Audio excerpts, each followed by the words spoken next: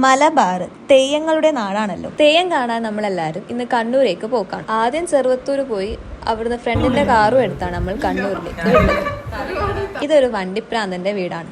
Vertex GTയും കൗസാക്കിയും എല്ലാം ഇവിടെ ഉണ്ട്. കുറച്ചു നേരം നാടൊക്കെ ഒന്ന് നമ്മൾ ചുറ്റിക്കണ്ടു. അവസാനം പട്ടിയെ തൊടാത്ത മാളു പട്ടിയെയും തൊട്ടു.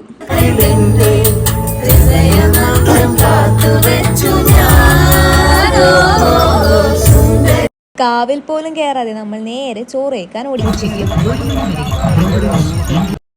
പയ്യാമ്പലം ചാലാട് ചാലിൽ ഭഗവതി ക്ഷേത്രമാണിത്.